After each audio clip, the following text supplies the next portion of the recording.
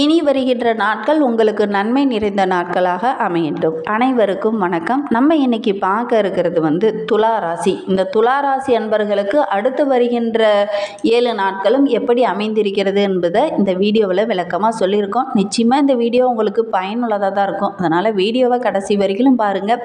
நீங்கள் இப்போ தான் ஃபஸ்ட் டைமாக நம்ம சேனலை பார்க்குறதா இருந்தால் நம்ம சேனலை சப்ஸ்கிரைப் பண்ணிவிட்டு கூடவே இருக்கிற பெல் ஐக்கானையும் கிளிக் பண்ணிக்கோங்க.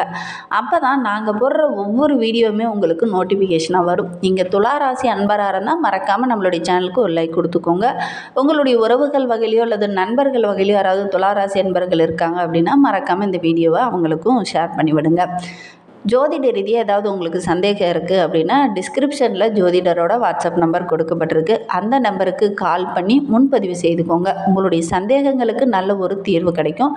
வருகின்ற நாட்களில் கிரகநிலை எப்படி அமைந்திருக்கு அப்படிங்கிறத பார்க்கலாம். அதுக்கு முன்னாடி இந்த துளாராசி அன்பர்கள் வாழ்க்கையை ரொம்ப சந்தோஷமாகவும் மகிழ்ச்சிகரமாகவும் வாழணும் அப்படின்னு நினைக்கக்கூடியவங்க, இயல்பாகவே ரொம்ப அழகாக இருக்கக்கூடியவங்க இந்த துளாராசி அன்பர்கள்.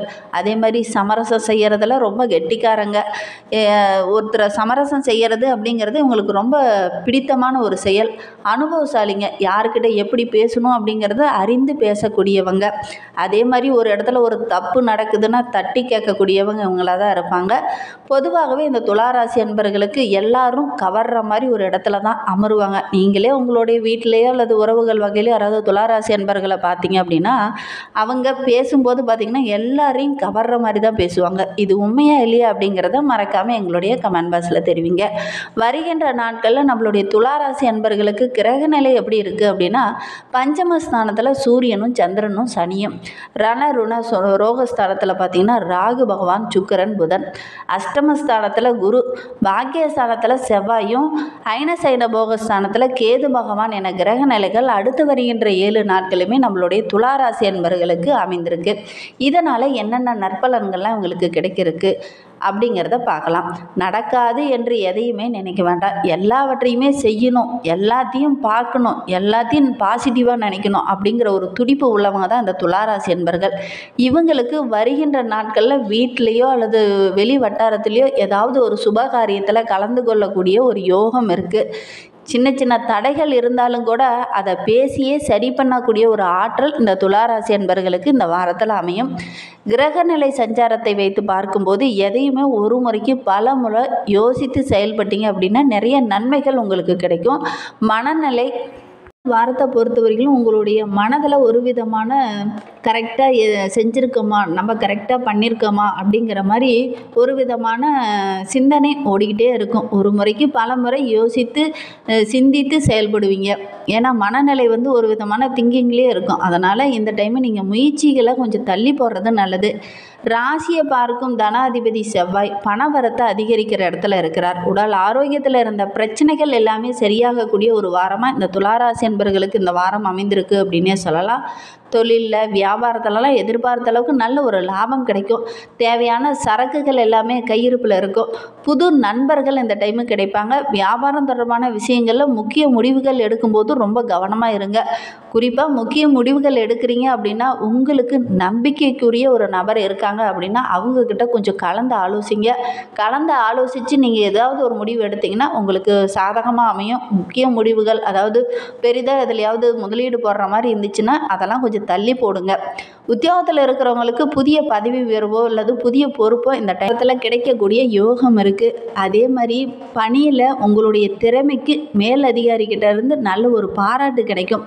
அதே மாதிரி குடும்பத்தில் இருக்கிறவங்க கூட கொஞ்சம் கோபப்படுற மாதிரி ஒரு சூழ்நிலை இந்த வாரத்தில் அமைந்துடும். நம்ம சொல்கிறோம், அவங்க கேட்கவே மாட்டேங்கிறாங்களே, நம்ம கரெக்டாக தானே சொல்கிறோம், ஏன் அவங்க கேட்க மாட்டேங்கிறாங்க அப்படிங்கிற மாதிரி உங்களுக்கு கோபத்தை தூண்டுற மாதிரி சில பேரில் உங்கள் குடும்பத்தில் நடந்துக்குவாங்க. அதெல்லாம் மட்டும் கொஞ்சம் கவனமாக இருங்க. வீண் வாக்குவாதத்தில் ஈடுபட வேண்டாம். குறிப்பாக உங்களுடைய மனைவியோட உடல்நலத்தில் கொஞ்சம் கவனம் செலுத்துங்க. உங்கள் மனைவி அல்லது உங்களுடைய குழந்தைகள் இருக்காங்க அப்படின்னா அவங்களுடைய குழந்தைகளுடைய உடல் ஆரோக்கியத்தில் கொஞ்சம் கவனம் செலுத்துங்க. இல்லை சின்ன சின்ன பாதிப்புகள் வரக்கூடிய ஒரு சூழ்நிலை இருக்குது. கொஞ்சம் கவனமாக இருக்கிறது நல்லது. ஒரு சிலருக்கெல்லாம் இடமாற்றம், அதாவது வேலையில் சின்ன சின்ன இடமாற்றமோ அல்லது இருக்கிற வீட்டில் இருந்து ஏதாவது சின்ன சின்ன இடமாறுதல்களோ இந்த வாரத்தில் செய்யக்கூடிய ஒரு சூழ்நிலை இந்த துளாராசி அன்பர்களுக்கு இந்த வாரத்தில் அமைந்துடும். ஒரு சிலருக்கு பார்த்திங்கன்னா வயிறு சம்பந்தமான ஏதாவது ஒரு சின்ன சின்ன பிரச்சனைகள் அப்பப்போ வரக்கூடிய ஒரு சூழ்நிலை இருக்குது. கொஞ்சம் கவனமாக இருங்க. வண்டி வாகனத்தில் செல்லும்போது ரொம்ப கவனமாக இருக்கணும். இரவு நேர பயணங்களை கொஞ்சம் தவிர்க்கிறது நல்லது. அதே மாதிரி பெண்களை பொறுத்த வரைக்கும் இந்த வாரத்தில் சதா எதையாவது யோசிச்சுக்கிட்டே இருக்கிற மாதிரி இருப்பீங்க. ஏதாவது பண்ணலாமா, ஏதாவது செய்யலாமா அப்படிங்கிற மாதிரி யோசிக்கக்கூடிய ஒரு சூழ்நிலை, சிந்திச்சுக்கிட்டே இருக்கிற ஒரு சூழ்நிலை இந்த துளாராசியில் பிறந்த பெண்களுக்கு இந்த வாரத்தில் அமைந்துடும். எந்த காரியத்திலையுமே முக்கிய முடிவுகள் எடுக்கும்போது மற்றவங்க கிட்ட கொஞ்சம் கலந்து ஆலோசிச்சுட்டு நீங்கள் முக்கிய முடிவு எடுக்கிறது நல்லது. இந்த டைமு மனக்குழப்பமாக இருக்கும். நம்ம கரெக்டாக தான் முடிவு எடுக்கிறோமா அப்படிங்கிற மாதிரி ஒரு விதமான குழப்பம், பதட்டம் இதெல்லாம் இருக்கக்கூடிய சூழ்நிலை இருக்குது. அதனால் முடிந்த அளவுக்கு கொஞ்சம் கவனமாக இருங்க. உங்களால் கரெக்டாக முடிவு எடுக்க முடியலன்னா விட்டுருங்க. வருகின்ற நாட்களில் மனம் தெளிவாக இருக்கிறப்ப நல்ல ஒரு முடிவு எடுத்துக்கலாம். இல்லை உடனே அந்த முடிவு எடுத்து தான் ஆகணும் அப்படின்னா, உங்களுக்கு ரொம்ப நம்பிக்கைக்குரிய ஒரு நபர் இருக்காங்க அப்படின்னா அவங்கக்கிட்ட கொஞ்சம் ஆலோசிச்சுட்டு அப்புறம் முடிவு எடுக்கிறது நல்லது. கலைத்துறையை சார்ந்த நண்பர்களுக்கு வருகின்ற நாட்கள் நல்ல ஒரு முன்னேற்றம் நிறைந்த நாட்களாக அமைந்திருக்கு அப்படின்னே சொல்லலாம். உறவினர்கள் மூலமாக சில உதவிகளும் உங்களுக்கு கிடைக்கும். அது உங்களுக்கு வெற்றியாக அமையும். வருகின்ற நாட்கள் நன்மை நிறைந்த நாட்களாக தான் இந்த கலைத்துறையை சார்ந்த நண்பர்களுக்கு அமைந்திருக்கு அப்படின்னே சொல்லலாம். அரசியல் துறையில் இருக்கிறவங்களுக்கு நல்ல ஒரு முன்னேற்றமான காலம். மேலிடத்துலேருந்து நல்ல ஒரு வாய்ப்பு இந்த டைம் உங்களுக்கு கிடைக்கும். வெளிநாடு செல்வதற்கான வாய்ப்பும் இந்த அரசியல் துறையில் இருக்கிற துளாராசி என்பவர்களுக்கு அமையும். வாய்ப்புகள் நிறைய கிடைக்கும். வாய்ப்பை கரெக்டாக பயன்படுத்திக்கோங்க. அலைச்சல் கொஞ்சம் அதிகமாக தான் இருக்கும்.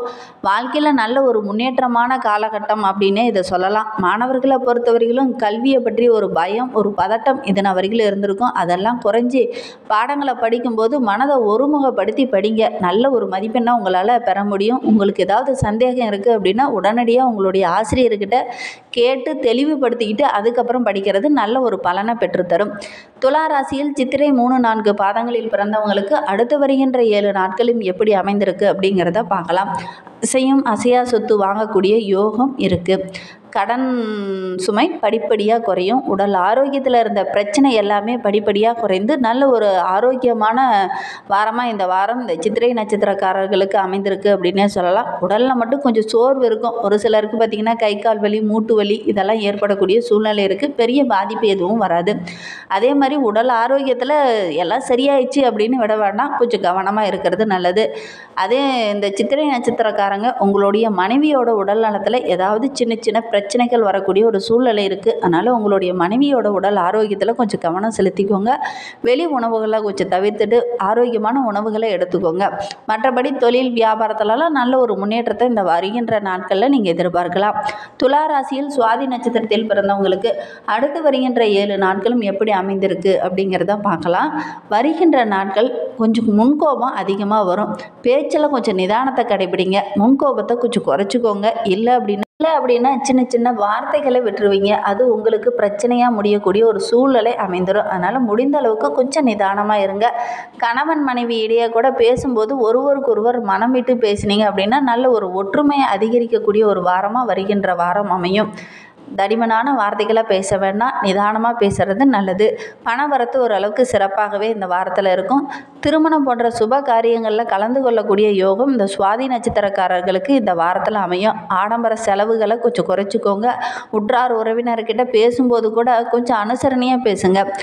அனுசரணையாக பேசுனீங்கன்னா நல்ல ஒரு சாதகமான பலன் வருகின்ற நாட்களில் உங்களுக்கு கிடைக்கும். வீண் வாக்குவாதத்தில் ஈடுபட்டீங்க அப்படின்னா அதுவே உங்களுக்கு பிரச்சனையாக அமையக்கூடிய ஒரு சூழ்நிலையும் அமைந்துடும். அதனால் முடிந்த அளவுக்கு கொஞ்சம் நிதானமாகவும் அவசரப்படாமலும் இருக்கிறது நல்லது. விசாகம் 1, 2, 3 பாதங்களில் பிறந்தவங்களுக்கு அடுத்து வருகின்ற 7 நாட்களும் எப்படி அமைந்திருக்கு அப்படிங்கிறத பார்க்கலாம். நீங்கள் எடுக்கிற முயற்சிகள் எல்லாமே சின்ன சின்ன தடைகளை தாண்டி தான் உங்களுக்கு வெற்றி கிடைக்கும். ஒரு சிலருக்கு அசையா சொத்துக்கள் வாங்கக்கூடிய யோகம் இருக்குது. இதனால் கொஞ்சம் விரயம் ஏற்படும். புத்திர வழியில் கூட சிறு சிறு மனசஞ்சலங்கள் ஏற்படக்கூடிய ஒரு சூழ்நிலை இருக்குது. அதனால் முடிந்த அளவுக்கு கொஞ்சம் நிதானமாக முடிவெடுங்க. அவசரப்பட்டு முடிவெடுத்திங்கன்னா அது உங்களுக்கு பிரச்சனையாக முடிந்துடும். அதனால் கொஞ்சம் நிதானமாக இருங்க. முக்கிய முடிவு எடுக்கும்போது மற்றவங்க கிட்ட கொஞ்சம் கலந்து ஆலோசிச்சுட்டு நீங்கள் முடிவு எடுக்கிறது நல்லது.